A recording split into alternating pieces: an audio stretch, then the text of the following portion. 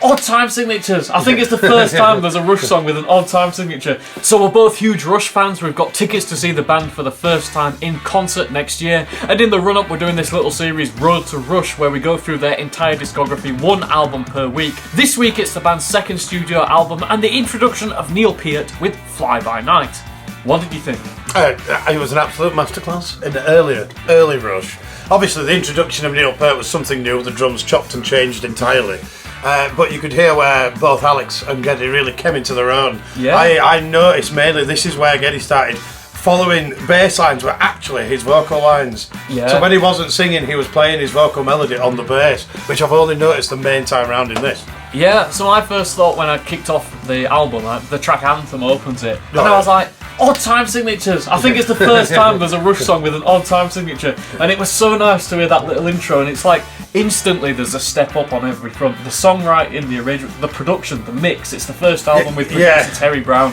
Still to this day, I think it's a great mix. I think it sounded really good, nice balance of instruments. The overdub guitars were a lot more believable in the sense they didn't just sound like they just banged some overdubs on just to fill a couple of chords in, which was, I found very good. And we're getting into that territory where they're not just playing the songs anymore. Like the first album, it was very much hit record, play the songs like they do on stage. They were thinking about overdubs, they were thinking about layers and textures. And we get some very nice acoustic guitars throughout the album. And I think it sort of lost a bit of the pop factor. You know, they weren't just trying to play songs that people wanted to hear. The lyrics were more thought about. With the addition of Neil Peart there.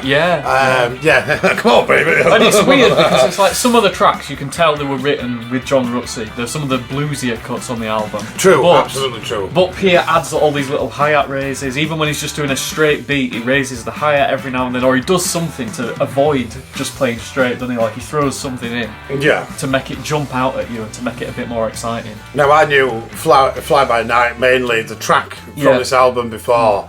And when you know a song on an album very well compared to the rest, you're sort of waiting for that track as the peak, aren't you? Yeah. You're like, but before there's a Tour on the Snow Dog, and the song starts and the vocals come in straight away. Yeah. And that took me again back to very 70s sort of Queen sort of way. But yeah, the very timey bits in there.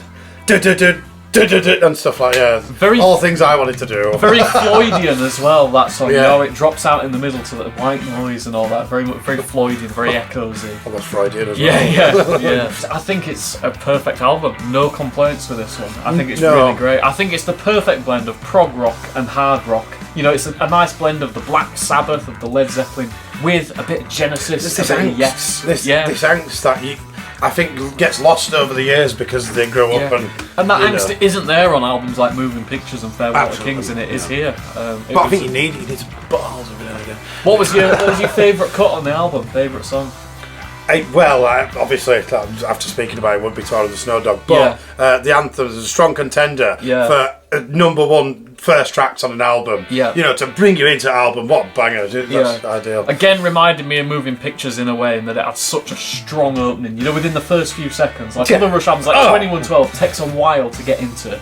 You know, Hemispheres takes a while to sit into, but with this one, within the first 10 seconds, again, like Moving Pictures, you know, you're just in there, aren't you? Shit. I think my favourite track off the album, slightly left field, the acoustic ballad Rivendell. That was a really nice song, and it showed a side to Geddy Lee which I'd never heard before. He delivered this really soft vocal which I've never heard him do before.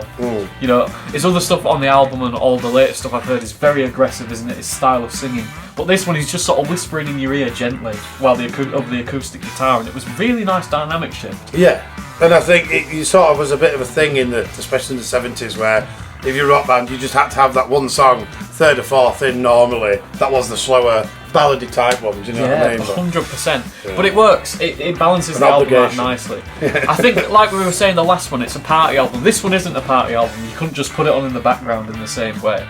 I love the title track. I think it's a great song. I think the vocal melody, the simplicity, and every good song has it just does. You know. And again, it's elevated by the drums. That song, isn't it? Yeah. What is essentially on guitar and bass a very simple song is elevated by some nice little drum flourishes. Score out of 10 for Fly By Night. For me, it's got sounds high, but it's an 8. Yep, it's exactly the same. 8 out of 10. Yeah. There's some bits that I'm waiting for and wanted from knowing what they're going to become. But that's a bit of an odd way of looking at it, I guess. But do you know what happened, which didn't happen with the last album, was I listened to it on my morning commute, again like I did with the first album.